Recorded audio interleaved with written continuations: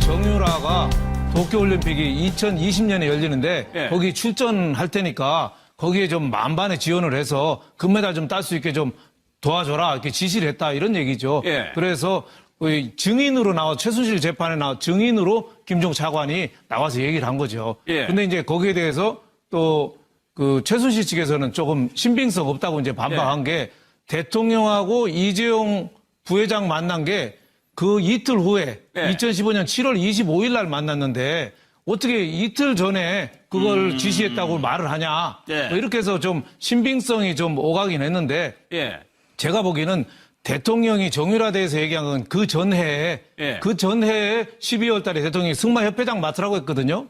그래서 승마협회장 삼성에서 맡았어요. 그 이후에 삼성하고 박근혜 전 대통령하고 측근하고 또 최순실하고 사전에 실무선에서 좀 얘기가 좀 많이 있었지 않겠느냐. 그래서 저는 날짜가 안 맞는다고 최순실 씨한테 최순실 씨가 얘기는 하지만은 저는 김종 차관 증언이 상당 부분 저는 신뢰성이 있다 이렇게 보여집니다. 신뢰성이 있다. 네네. 대통령은 그 이틀 후에 만났지만 높은 사람들끼리 만나서 구체적인 얘기 안 하거든요. 실무선에서 다 얘기 끝납니다. 그런데 최순실 씨 측에서는 이 부분에 대해서 계속적으로 부인을 하고 있는데 김정덕 장관 나왔을 때도 부인을 했었고 이게 굉장히 선 변호사 이 부분이 굉장히 중요합니까? 뇌물죄에서? 그렇죠. 이게 지금 혐의가요. 결국에 박 대통령하고 최순실 씨가 공모를 해서 공모 공동증범 공모해서 이게 정유라 지원을 받았는데 그게 최순실하고 대통령이 경제적 이익을 공유하는 소위 경제적 공동체이기 때문에 단순 뇌물이다. 이게 이제 특검의 주장이잖아요. 그러면 이게 결국 공모했다는 유력한 증거가 바로 이게 저 진술이고요. 저는 이게 윤영걸 대표님처럼 저도 이게 김종 차관의 진술이 상당히 신빙성이 있다 봐요. 왜냐하면 이게 날짜는 이틀 물론 전이지만 얼마든지 이게 안종범 수석통을 통해서 실무적으로 조율할 수가 있고요. 그리고 저는 이게 범죄 이론에서 두 사람의 말이 엇갈릴 때 유명한 범죄 이론이 있어요. 항상 이게 누구에게 이익이 되는가. 그럼 이게 김종 차관이 이 말을 했을 때 김종 차관한테 이익이 되는 게 있습니까? 없잖아요. 근데 최순실 씨는 이걸 인정하면 뇌물이 되고 부인해야 되잖아요. 굉장히 불리해지니까. 그렇죠. 최순실 씨한테는 부인하는 게 상당히 이익이 되잖아요. 따라서 이게 누구에게 이익이 되는가 이 이론을 적용해보면 저는 이게 최순실 씨 말은 믿기 어렵고 김종 차관의 말이 신빙성이 있다. 이래 봅니다. 그러면 법정에서 이게 인정이 되느냐 여부는 박상진 전 사장한테 물어보면 될 텐데 그분은 이거를 부인하고 있다면서요? 그분도 재판 받고 있잖아요. 지금 삼성의 임원들도 지금 재판 중에 있기 때문에 부인하는 게 본인한테 이익이 되잖아요. 이 말이 신빙성이 떨어진단 말이죠. 결국에 김종은 아무런 이해관계 없이 이야기하는 거고 이해관계가 없기 때문에 사실일 가능성이 높다라는 말씀이시죠. 근데 노영희 변호사 이 얘기를요.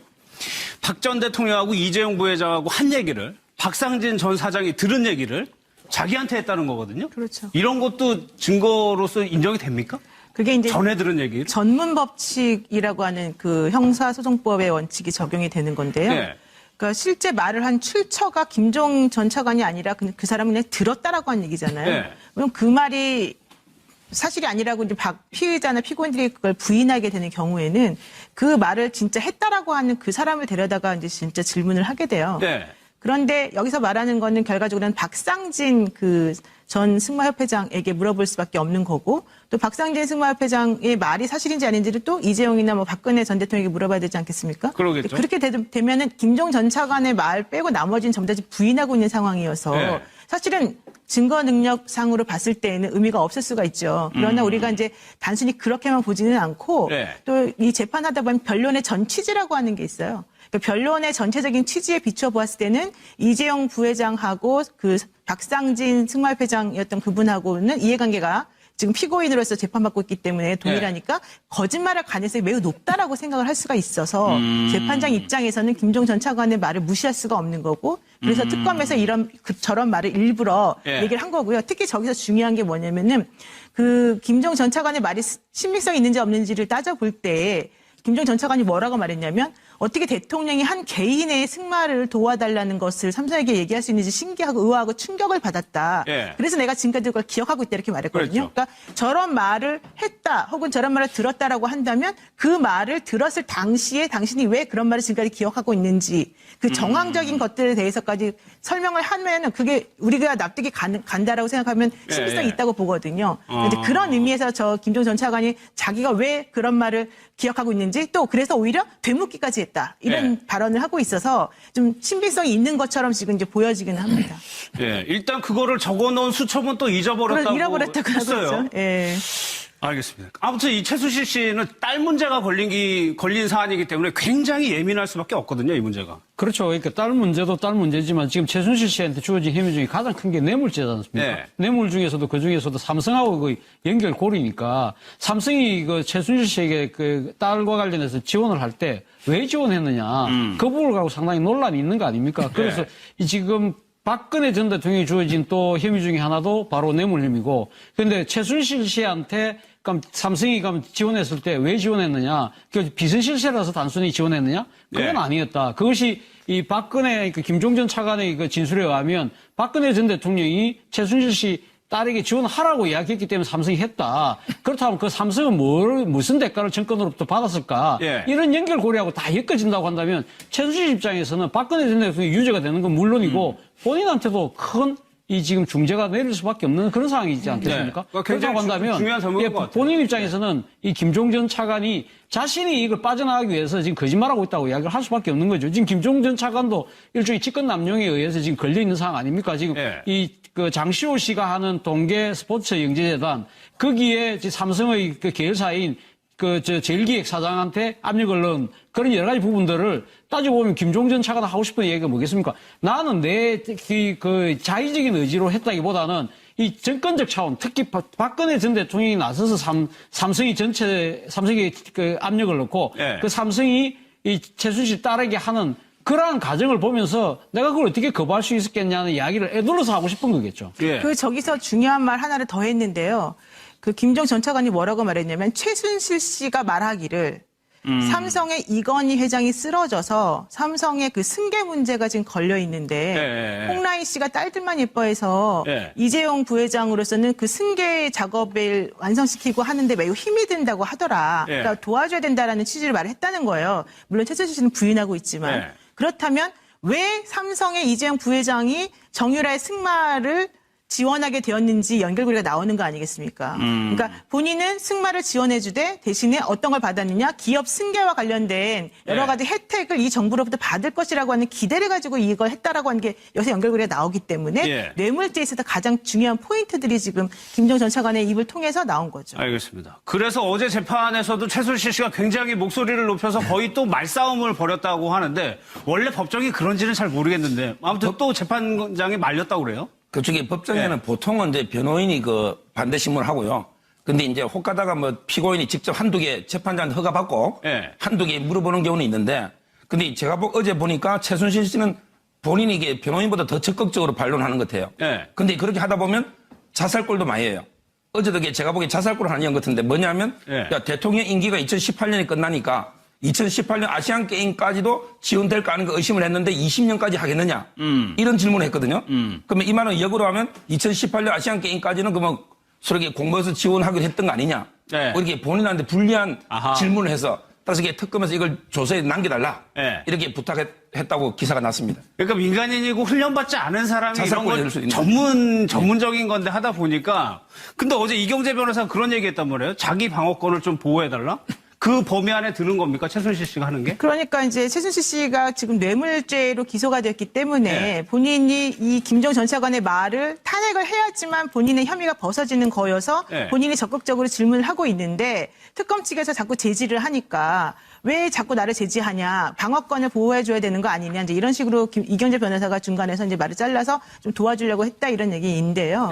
원칙적으로는 변호인이 묻고 그다음에 재판장이 허가를 해주면은 그 피해자 혹은 피고인이 직접적으로 묻고 싶은 말을 물어보는 형식으로 돼요. 근데 저희 같은 경우에는 재판할 때 사실 본인이 물어보는 건 별로 이렇게 중요하게 생각하지 않아요. 왜냐하면 아까 지금 서브란 선생님이 말씀하신 것처럼 실수도 많이 하고 또 앞에 이미 다 나왔던 말을 중언부언 계속 자기 의견을 주장하는 경우가 많거든요. 오히려 그렇게 되면 재판부 입장에서 좋지 않기 때문에 저희는 자제를 많이 시키는데 이경재 변호사는 약간 반대 방향으로 최순실 씨가 주도한다면서요? 지금. 예, 최순실 씨가 지금 6개월 동안 같이 있으면서 아마 그 변호인이 된 것 같아요. 그 공부를 되게 많이 하셔가지고 그래서 그분이 되게 실력이 좋은 변호사처럼 행동을 하는 것을 아마 방조하고 있는 게 아니라 생각합니다.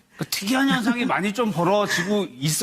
지금 수사 시작부터 해가지고 지금 법원의 판결을 다투고 있는 상황에서도 예, 근데 판사가 어떻게 판단할지는 제가 보기에는 의문이죠. 되게 여태까지 우긴다, 버틴다, 인정되는 건 오리발렘인다 이거잖아요. 우긴다, 버틴다, 오리발렘인다. 하나도 인정한 거 없잖아요. 그러니까 판사가 볼 때는 진정성이 있을까? 뭐 이런 생각이 드는 거죠. 아까 김종 전 차관은 그분도 뭐 죄는 무겁지만은 상당히 법정에서는 뭐 인정할 건 인정하고 뭐 그런 태도를 보였잖아요.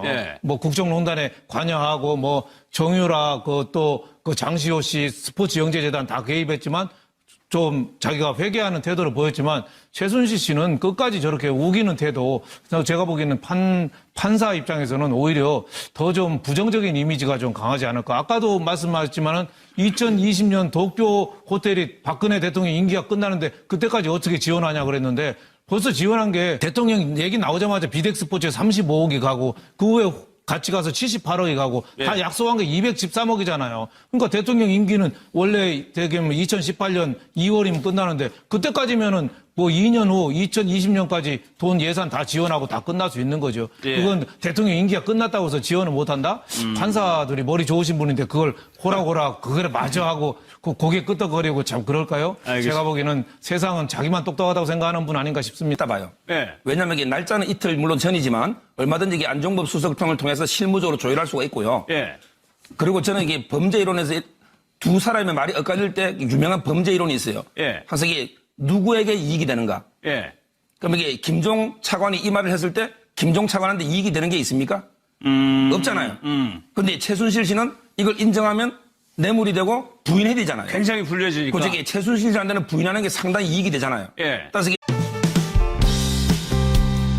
전 대통령이 삼성의 정유라가 도쿄올림픽이 2020년에 열리는데 거기 출전할 테니까 거기에 좀 만반의 지원을 해서 금메달 좀 딸 수 있게 좀 도와줘라 이렇게 지시를 했다 이런 얘기죠. 그래서 증인으로 최순실 재판에 증인으로 김종 차관이 나와서 얘기를 한 거죠. 근데 이제 거기에 대해서 또 그 최순실 측에서는 조금 신빙성 없다고 이제 반박한 게 대통령하고 이라고 사전에 실무선에서 좀 얘기가 좀 많이 있었지 않겠느냐. 그래서 저는 날짜가 안 맞는다고 최순실 씨한테 최순실 씨가 얘기는 하지만은 저는 김종 차관 증언이 상당 부분 저는 신뢰성이 있다 이렇게 보여집니다. 신뢰성이 있다. 네네. 대통령은 그 이틀 후에 만났지만 높은 사람들끼리 만나서 구체적인 얘기 안 하거든요. 실무선에서 다 얘기 끝납니다. 그런데 최순실 씨 측에서는 이 부분에 대해서 계속적으로 부인을 하고 있는데 김정덕 장관 나왔을 때도 부인을 했었고 이게 굉장히 천 변호사 이 부분이 굉장히 중요합니까? 뇌물죄에서? 그렇죠. 이게 지금 혐의가요. 결국에 박 대통령하고 최순실 씨가 공모를 해서 공모 공동증범, 공모해서 이게 정유라 지원을 받았는데 그게 최순실하고 대통령이 경제적 이익을 공유하는 소위 경제적 공동체이기 때문에 단순 뇌물이다. 이게 이제 특검의 주장이잖아요. 그러면 이게 결국 공모했다는 유력한 증거가 바로 이게 저 진술이고요.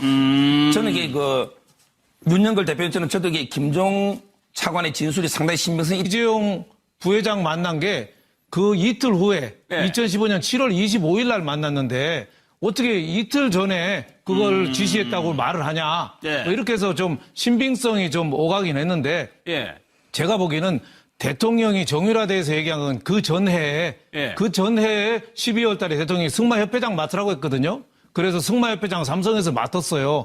그 이후에 삼성하고 박근혜 전 대통령하고 측근하고 또 최순실